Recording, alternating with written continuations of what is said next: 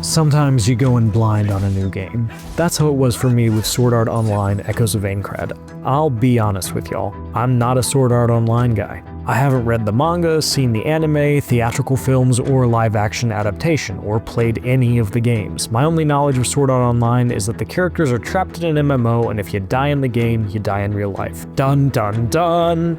That's a pretty compelling basis for a manga or an anime, but it's particularly interesting as a video game set in a video game. As it turns out, not knowing much about Sword Art Online made me the perfect guy to sit down with Echoes of Aincrad because, well, it's a little different from what's come before. With me. Right.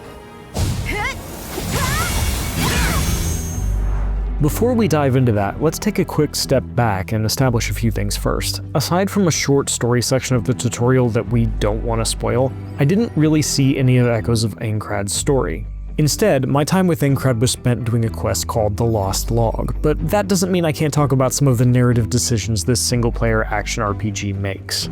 Maybe the biggest departure for the series is that for the first time in its history, you're not going to play as a pre-existing character who is part of the story. Instead, you'll make your own. When I asked Sword Art Online game series producer Yosuke Futami why they made the switch, he told me there were a couple of reasons. First, most games in the series have been set in the middle of Sword Art Online's story, which required players to have at least some working knowledge of the series. Echoes of Aincrad doesn't, and Futami hopes that means it will be more approachable for folks who aren't already fans. Second, he's hoping that by putting the player into the game world as their own character, they'll be able to experience the story of being trapped in a death game themselves, not vicariously. Neat. Now!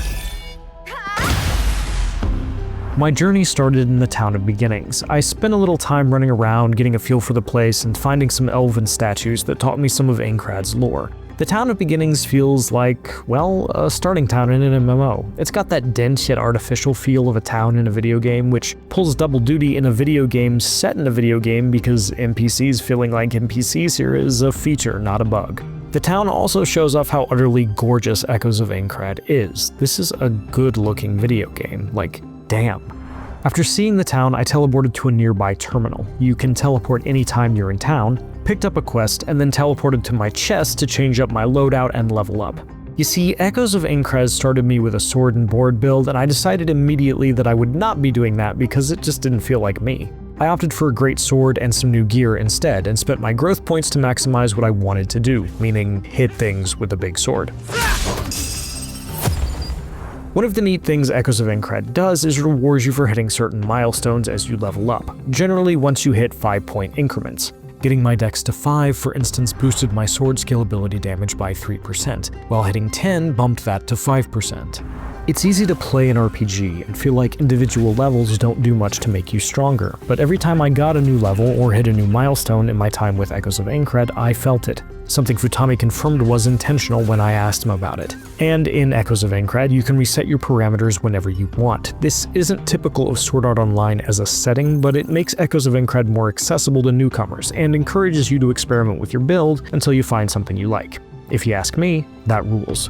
Once I was kitted out good and proper, it was time to go out into the world. Echoes of Aincrad is set in an MMO, but it's a single-player game. When you go out, though, you're not alone. You can select a companion to go with you. I had my choice of 3. Iori, a healer, the tankier Wise Man, who operates in more of a utility/support role. I went with Wise Man. Once we were in the field, how we proceeded was up to us.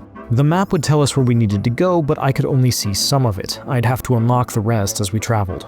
Our first enemies were wolves, boars, and kobolds, all perfect for getting used to Echoes of Aincrad's combat system. A lot of what's here is stuff you've seen before. You've got a guard, light and heavy attack chains that you can alternate between on the fly, special attacks, and your partner's abilities. How's this?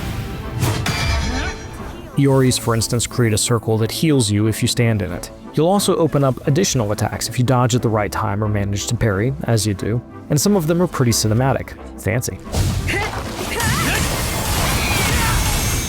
What makes Echoes of Aincrad cool is how dangerous everything feels. Standard enemies can and will kill you if you're not paying attention, especially early on, and they're not exactly the forgive and forget type. They'll follow you for a long time if you pick a fight with them, and they're all different.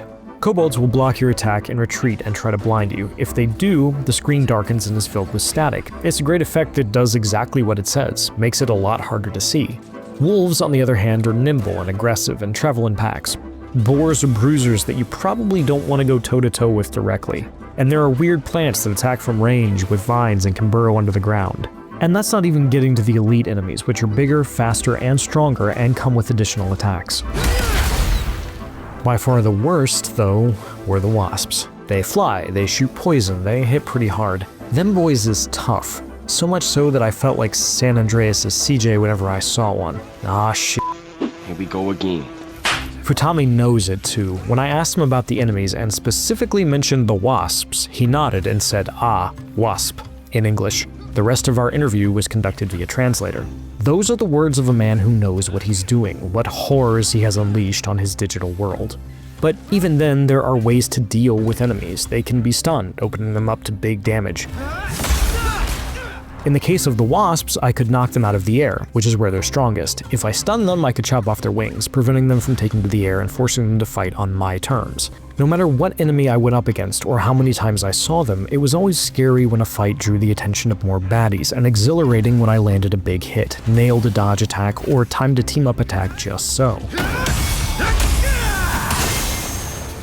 What I saw of the world was just as intriguing. In most RPGs, the worlds are something you navigate between combat encounters, but in Echoes of Aincrad, getting around is half the battle. Futami told me that they wanted the world itself to be like a dungeon, and I felt it when I was playing. Much of the time, I was figuring out how to get where I wanted to be from where I was, and what paths I'd need to take to get from one floating orb, which serves as places to rest and restore your potions, but also respawn enemies, to another, finding chests along the way. By far my favorite thing about the world was finding arcs. Defeating the mini-boss enemies sealed inside the arcs will open up other seals scattered throughout the world, allowing you to get chests and other goodies. One time I opened up a cave, but it was too dark for me to see what was inside. Apparently I didn't have the right equipment to light the way. I guess I needed the Pokemon with flash or something. That could have been annoying, but I love navigating Echoes of Aincrad's world so much that it just made me want to come back later. There's so much detail here, and even walking through the mud is exciting because it would show up on my characters, something Futami said the team put a lot of effort into. And you really get a sense of that as you play. Searching for the lost log usually meant making the trip in chunks, fighting my way to the next orb, then going back to town to level up, equip new armor and weapons, and upgrade and slap new abilities on them, which sadly I can't show. Switch out my companions, I liked them all, but Iori quickly became my go-to because of her healing prowess, and so on. Each trip to the wild was an expedition, and I loved an excuse to try out new weapons and partner characters, which returning to the city provided. My demo ended with a boss fight against a couple of big, scary plants. It was a grand old time, and a fitting end to my time with Echoes of Aincrad. I came, I saw, I conquered, recovered the lost log, and left many a dead wasp in my wake. I'm still thinking about Echoes of Aincrad more than a week after playing it, about its world, about the characters, about the wasps. Even the metatextual stuff is fun. Remember Iori? She appears as a woman when I met her, but early on Iori is a man. And Futami is eager to see what players make of that change. It's particularly fitting for a video game. After all, who amongst us hasn't played as a member of the opposite sex while exploring a fantasy world? If Echoes of Aincrad can nail what it's aiming for, it should be a chance for seasoned vets and newcomers alike to get into the Sword Art Online world. Me? I just want to go back to that cave. Next time, I'll make sure to bring a light. For more, check out our previews of Control Resonant and Crimson Desert, and for everything else in gaming, keep it here at IGN.